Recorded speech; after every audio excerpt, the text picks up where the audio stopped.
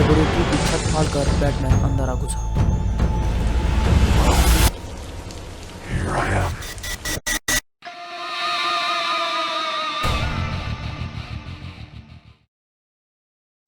तो तुम हो सारी मुसीबत की जड़। ओके ओके चमगादड़ मैन, शांत हो जाओ। जैसे ही बैटमैन ने उसकी तरफ कदम बढ़ाए, आयरन मैन ने जोरदार हाई बीम ब्लास्ट किया। बैटमैन दुख जा गिरा। आयरन मैन अब हवा में था। उसने एक बार फिर चेतावनी दी, रुक जाओ। मगर इससे पहले वह कुछ आगे कह पाता, उस पर एक स्टील वायर का हमला हुआ और वह जमीन पर पटक दिया गया। बैटमैन के 2 मुक्के के बाद उसके चेहरे का मुखौटा दूर जा गिरा। इससे पहले कि तीसरा मुक्का उसके सीधे चेहरे पर गिरता, वह स्लाइड होकर बच निकला। एक नया मुखौटा उसके सामने आ चुका था। ओके जारविस, बहुत हो गया। टोनी ने ताबड़तोड़ बमबारी शुरू की और बैटमैन को लेबोरेटरी से बाहर लाकर पटक दिया। आयरन मैन के लिए बैटमैन को ट्रैक कर पाना मुश्किल था। जारविस, इसकी मूवमेंट ट्रैक करो। Scanning, automated, ready. Let's kick his ass. Tony ने आसमान से ही एक के बाद एक गोलियों की बौछार शुरू कर दी, जो मानो बैटमैन के ऊपर मौत बनकर बरसी। एक गोली सीधा उसकी बुलेट प्रूफ वेस्ट प्रोटेक्शन को तोड़ सीने में जा घुसी। वह अपनी दिल की धड़कनें सुन सकता था।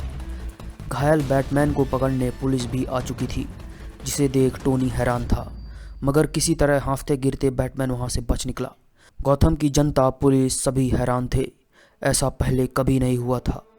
हवा में उड़ता वह लौह पुरुष मिनटों के अंदर सभी टीवी अखबारों में था। Wayne Manor, Batcave. Master Wayne, master Wayne. घबराया अल्फ्रेड किसी तरह ब्रूस को बैटमोबाइल से बाहर निकाला और एक जगह बैठाया।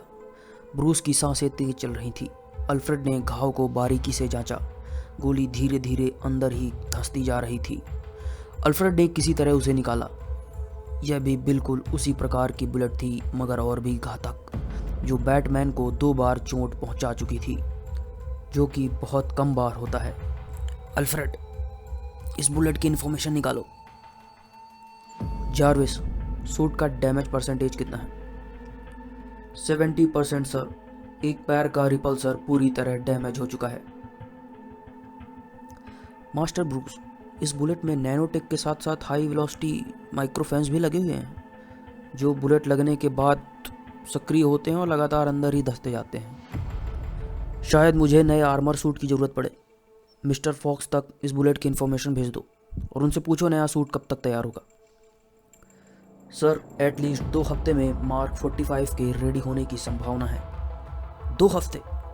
बहुत समय लग जाएगा। मुझे आज की फाइट्स की रिकॉर्डिंग दिखाओ जारविस। उसके पास एक आयरन सूट है अल्फ्रेड, बेहद आधुनिक और घातक हथियारों से लैस। मास्टर ब्रूस, यह इस शहर का नहीं लगता है, मगर शायद हमें बात को अच्छी तरह समझनी होगी। कई फुटेजेस में यह नागरिकों की जान भी बचाता नजर आ रहा है।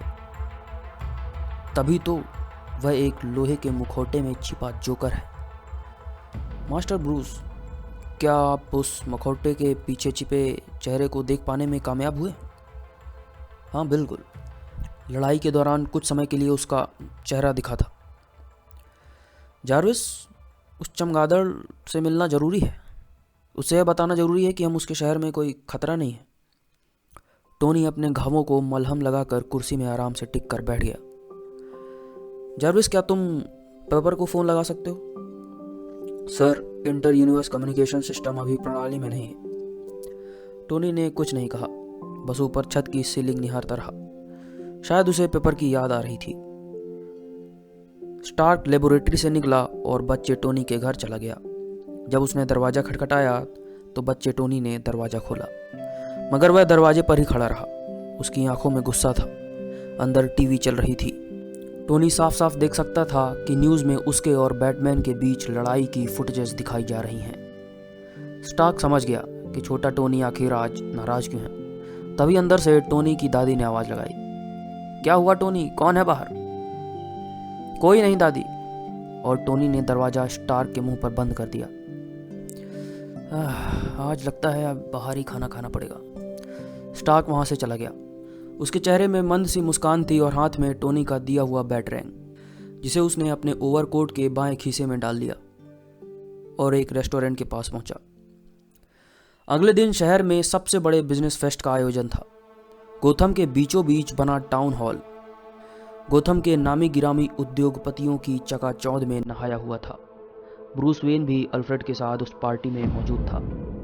तभी वहाँ एक ऐसे इंसान ने शिरकत की जिसने सभी की निगाहें अपनी ओर खींच ली थी। वह फाल्कोनी था, जो टोनी स्टार्क व अपने अन्य साथियों के साथ उस पार्टी में आया था। सभी अन्य उद्योगपति फाल्कोनी से हाथ मिला रहे थे। ब्रूस भी फाल्कोनी के करीब आया और हाथ आगे बढ़ाते हुए बोला, "Congratulations, mister Falconi. Your business growth has been amazing this year." Falconi ने ब्रूस का हाथ मिलाया। "अनफॉर्चुनेटली यही बात मैं आपसे नहीं कह सकता, मिस्टर वेन, और मुझे इस बात का मलाल है। हाँ, शायद इसीलिए ही बैटमैन का इंटरेस्ट आपके धंधे पर है, क्यों? पिछली रात को उस चमगादड़ को मेरे बिजनेस का स्वाद आ ही गया होगा, क्यों Stark?" "Hello mister Bruce." "Mister Stark, identification process update, face scanning, jaw matched 100%, face matched 50%। Bruce Wayne, pleasure meeting you. काफ़ी सुन रखा है आपके बारे में। टोनी स्टार्क, आप यकीन नहीं मानेंगे लेकिन मैंने भी आपके बारे में बहुत कुछ सुन रखा है। आप ही की आड़ में तो फाल्कोनी निडर होकर व्यापार कर पा रहा है।" "निडर? किससे? आपका मतलब बैटमैन से? आपको नहीं लगता आप बैटमैन के रास्ते के बीच में आ रहे हैं, मिस्टर स्टार्क?" "मुझे लगता है बैटमैन मेरे रास्ते के बीच में आ रहा है, मिस्टर वेन।" "आपके रास्ते के बीच में? वह कैसे?" "यह मैं आपसे क्यों बताऊं? यह मैं बैटमैन को ही बताऊंगा। और आप बैटमैन के काफ़ी करीबी मित्र मालूम होते हैं। मैं उम्मीद करता हूं आप मेरा यह संदेश उस तक जरूर पहुंचाएंगे।"